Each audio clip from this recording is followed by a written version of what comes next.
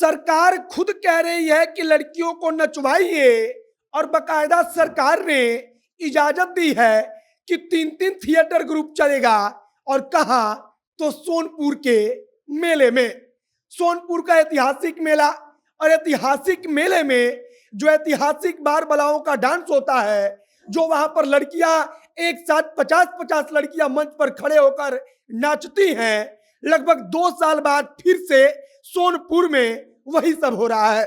सोनपुर में इस बार भी सरकार की तरफ से बकायदा इजाजत दी गई है और सरकार की इजाजत के बाद से कई सौ लड़कियां सिर्फ देश से नहीं बल्कि विदेशी लड़कियों को, डांसरों को मंच पर नाचने के लिए बुलाया गया है। और हर बार की तरह भोजपुरी गाने पर सोनपुर के मेले में खूब ठुमका लगेगा और आने वाले समय में निश्चित तौर पर वीडियो खूब जमकर वायरल होगा। बाकी नमस्कार, मेरा नाम है मोहित कुमार सिंह और आप जनता जंक्शन देख रहे हैं।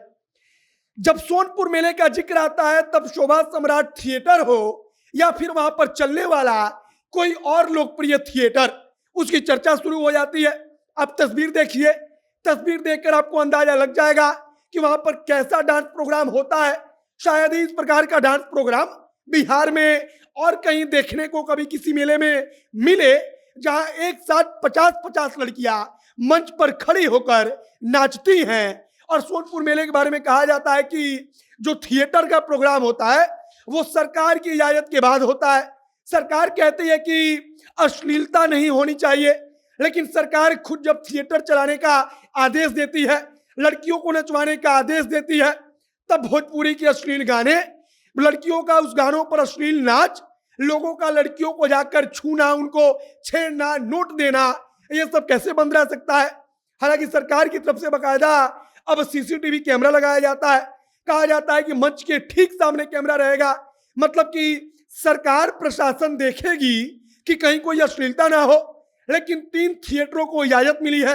आप एक बार और अपने स्क्रीन पर तस्वीर देखिए, अंदाजा लगाइए कि वहां पर सोनपुर के ऐतिहासिक मेले में जो ऐतिहासिक डांस होता है, जिन डांसरों को नचवाया जाता है, वो सब कैसे डांस करती हैं, वहां का माहौल क्या होता है।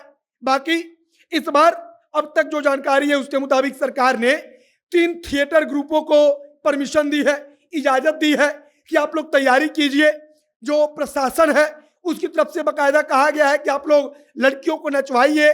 और वहां पर मेले में नचवाने के लिए कई 100 लड़कियों को बुलाया गया है।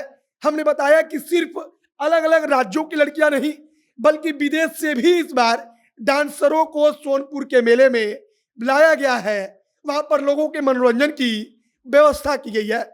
अब हमने थोड़ा इसके इतिहास के बारे में जानना चाहा कि आखिरकार सोनपुर के मेले में थिएटर इतना प्रसिद्ध कैसे हुआ, वहां पर लड़कियों का नाच गान इतना प्रसिद्ध कैसे हुआ। तो इसके बारे में हमने एक कहानी मिली। बताया जाता है कि पुराने समय में जब लोग पैदल कई कई 100 किलोमीटर से चलकर सोनपुर के मेले में आते थे, कोई अपना गाय बेचने आता था, कोई अपना बैल बेचने, कोई बैल खरीदने, कोई गाय खरीदने, कोई घोड़ा पर चढ़कर आता था। तो वहां पर जब वो कई कई 100 किलोमीटर की यात्रा करके आते थे तो उनके मनोरंजन के लिए वहां पर नाच गाने का व्यवस्था होता था, वहां पर नाच गाने की व्यवस्था की जाती थी।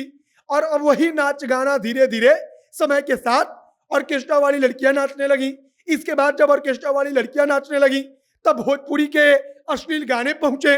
जब भोजपुरी के अश्लील गाने पहुंचे तब वहां पर अश्लीलता शुरू हुई और धीरे धीरे सोनपुर के जो थिएटर ग्रुप थे, जो वहां पर नाच गाना का प्रोग्राम होता है, उस पर एक ठप्पा लग गया कि वहां पर जमकर अश्लीलता होती है।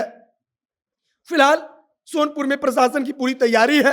प्रशासन ने तो 3 थिएटर ग्रुपों को इजाजत दी है, लेकिन कहा जा रहा है कि कम से कम 8-7 थिएटर ग्रुप तो चलेगा ही, मतलब कि 3-4 इजाजत से, और बाकी पर्दे के पीछे लड़कियों को नचवाएंगे।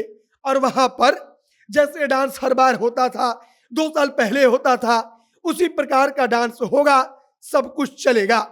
बाकी आप सोनपुर के मेले में कभी घूमने गए हैं तो आपका वहां का क्या एक्सपीरियंस है, आप उसके बारे में आपका क्या ख्याल है, उसे कमेंट बॉक्स में लिखकर बताइएगा। वीडियो शेयर कीजिएगा।